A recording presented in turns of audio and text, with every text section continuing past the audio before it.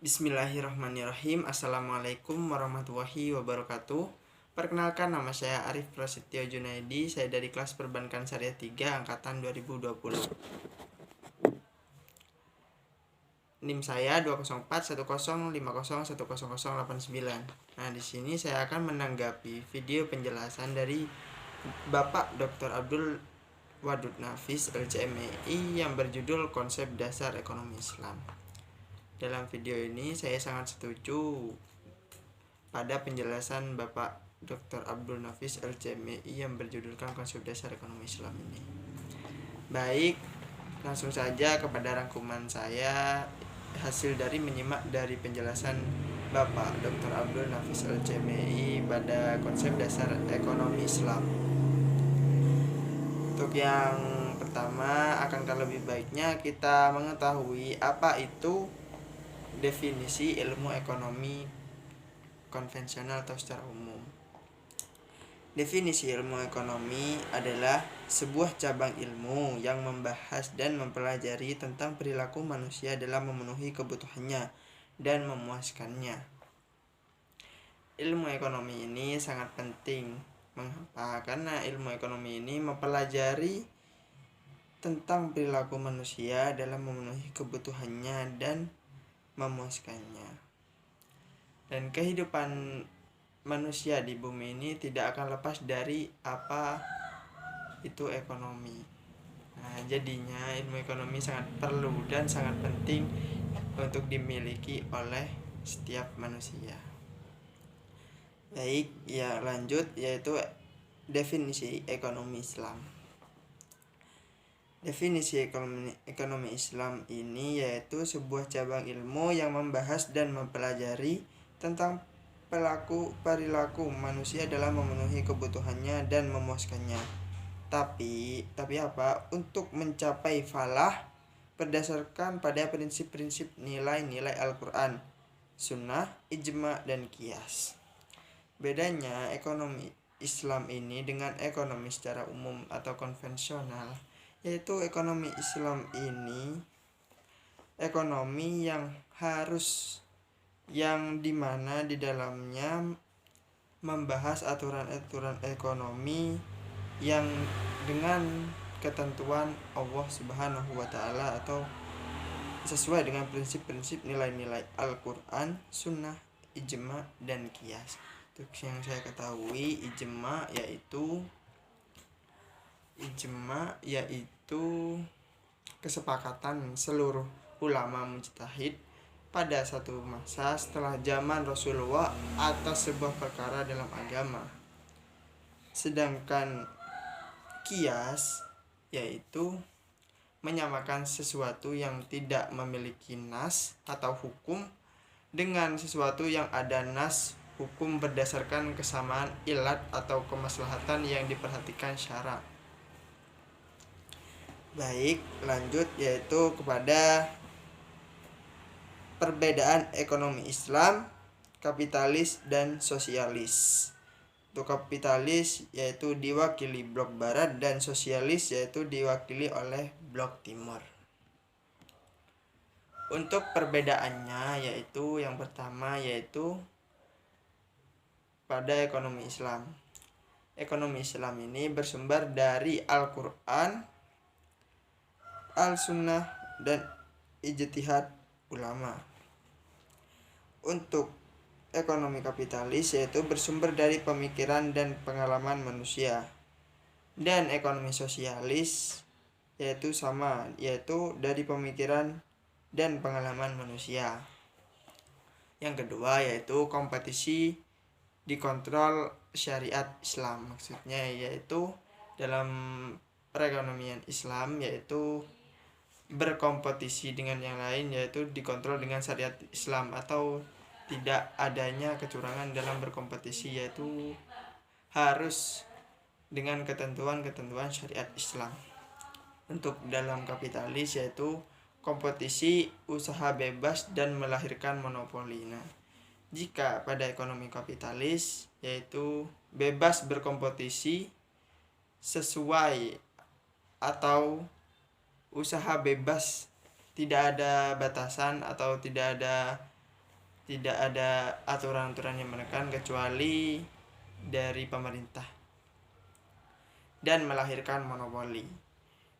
Dan jika dalam ekonomi sosialis, yaitu tidak terjadi mekanisme pasar dan tidak ada persaingan. Itu yang nomor 3, yaitu pada perekonomian Islam, pengakuan kepemilikan individu dan umum secara nisbi. Untuk ekonomi kapitalis, yaitu pengakuan kepemilikan individu secara bebas. Untuk pada ekonomi sosialis, yaitu tidak mengakui kepemilikan individu, semua alat produksi milik umum. Untuk yang nomor 4, yaitu kesejahteraan bersifat jasmani, rohani, dan akal. Untuk yang ekonomi kapitalis, yaitu kesejahteraan bersifat jasmani belaka. Untuk perekonomian sosialis, yaitu kesejahteraan bersifat jasmani belaka. Untuk yang nomor 5, pada ekonomi Islam, yaitu mekanisme pasar bekerja menurut maslahah. Pada perekonomian kapitalis, mekanisme pasar dibiarkan berjalan sendiri. Pada sosialis, perekonomian dijalankan lewat perencanaan pusat oleh pemerintah. Lanjut, yaitu pada sumber hukum ekonomi Islam. Sumber hukum ekonomi Islam yaitu terdapat 4 sumber. Yang pertama yaitu Al-Quran, dan yang kedua yaitu Al-Sunnah atau perilaku-perilaku Kanjeng Nabi Muhammad SAW. Dan yang ketiga yaitu Al-Ijma, dimana yang tadi yang saya jelaskan yaitu ijma, yaitu kesepakatan seluruh ulama mujtahid pada satu masa setelah zaman Rasulullah atas sebuah perkara dalam agama. Untuk Al-Qiyas, yaitu menyamakan sesuatu yang tidak memiliki nas hukum dengan sesuatu yang ada nas hukum berdasarkan kesamaan ilat atau kemaslahatan yang diperhatikan syara. Baik, lanjut kepada dasar-dasar ekonomi Islam. Untuk dasar yang pertama yaitu tauhid atau keesaan Allah. Nah, dimana di sini kita harus yakin bahwa Allah itu ada, dan segala aktivitas ekonomi Islam harus sesuai dengan ketentuan Allah, baik dari sumber Al-Quran, Sunnah, Ijma, dan Qiyas. Baik. Yang kedua yaitu asidik dan amanah, dimana asidik ini berarti kejujuran dan amanah yaitu tanggung jawab. Nah, dalam berekonomi kita harus memiliki sifat asidik dan amanah. Seperti halnya dalam hal transaksi jual beli. Seperti halnya kita menjual suatu barang, kita harus mendeskripsikan barang tersebut dengan cara yang benar atau dengan sesuai keadaan barang tersebut. Nah, dan kita harus berani bertanggung jawab jika barang tersebut tidak sesuai dengan apa yang kita deskripsikan. Untuk yang ketiga yaitu mengakui hak milik individu dan umum, seperti halnya baju milik sendiri, rumah, dan seperti jalan atau akses lainnya milik pemerintah. Dan yang keempat yaitu al-adl, yaitu keadilan. Seperti halnya kita dalam jual beli, kita harus adil, memperlakukan konsumen satu dengan konsumen lainnya, kita harus melakukannya dengan adil. Yang kelima yaitu al-tawazun atau keseimbangan. Keseimbangan di sini kita harus seimbang dalam berekonomi. Seperti halnya jangan mementingkan ke individu dan umum, jadi harus seimbang, mementingkan individu dan umum gitu. Untuk yang ke-6 yaitu al-ta'awun atau tolong menolong. Nah, di sini dalam berekonomi kita harus saling tolong menolong. Dalam konsep jual beli yaitu kita harus, jika terdapat pesaing kita yang kekurangan modal, kita bisa membantu seperti menyalurkan sedikit modal untuknya buat mereka berjualan. Baik, lanjut pada prinsip-prinsip ekonomi Islam, di mana kita harus bebas dari maghrib. Maghrib ini singkatan daripada maisir. Maisir yaitu judi, di mana hal-hal yang seperti transaksi itu tidak boleh adanya unsur judi. Yang kedua yaitu gharar atau tipu menipu. Dan yang ketiga yaitu riba, baik riba fadl maupun nasiah. Yang dimana riba fadl yaitu contohnya kita beli emas dengan emas.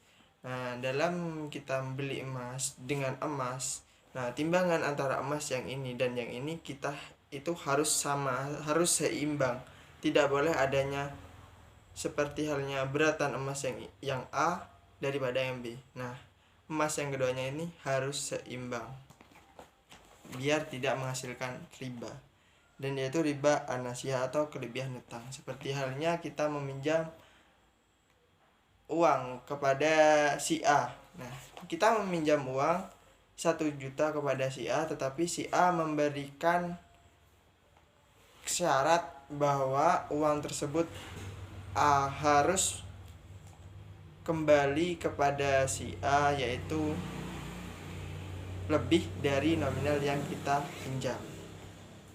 Untuk yang selanjutnya yaitu karakteristik ekonomi Islam. Karakteristik ekonomi Islam ini ada 8. Yang pertama yaitu ekonomi Islam terikat dengan adanya akidah, syariah, dan akhlak. Dimana akidah ini kita harus mengakui bahwa Allah itu ada, dan syariah harus mengikuti ketentuan-ketentuan Islam, dan akhlak yaitu seperti halnya etika. Dan yang kedua yaitu harta kepunyaan Allah dan manusia sebagai khalifah. Nah, kita harus sadar bahwa apa saja yang ada di dunia ini hanya milik Allah dan kita hanya dititipkan untuk mengolahnya. Yang ketiga yaitu larangan maisir, judi, gharar, tipu menipu, dan riba atau kelebihan. Yang keempat yaitu keadilan dan keseimbangan dalam melindungi kepentingan individu dan masyarakat. Harus adil dan seimbang. Dan yang kelima yaitu keseimbangan antara kerohanian dan kebendaan. Dan yang nomor 6 bimbingan konsumsi. Nah, dalam bimbingan konsumsi ini sudah ditentukan, yaitu seperti halnya kita mengkonsumsi itu apa yang kita konsumsi harus halal, dan kita mengkonsumsinya harus cukup dan tidak berlebih-lebihan. 7 yaitu petunjuk investasi. Nah, di sini boleh berinvestasi dengan syarat yaitu kita berinvestasi kepada hal-hal yang halal atau syariah atau dengan ketentuan Islam. Seperti halnya kita investasi pada emas atau kepada emiten-emiten atau perusahaan-perusahaan yang di dalamnya tidak mengandung riba, atau bisa dikatakan perusahaan tersebut bisa masuk ke dalam syariah. Dan yang nomor 8 yaitu zakat. Baik, sekian penjelasan dari saya atas rangkuman dan tanggapan penjelasan dari Bapak Dr. Abdul Nafis LCMEI yang mana berjudul Konsep Dasar Ekonomi Islam, dan semoga bermanfaat. Saya tutup. Wassalamualaikum warahmatullahi wabarakatuh.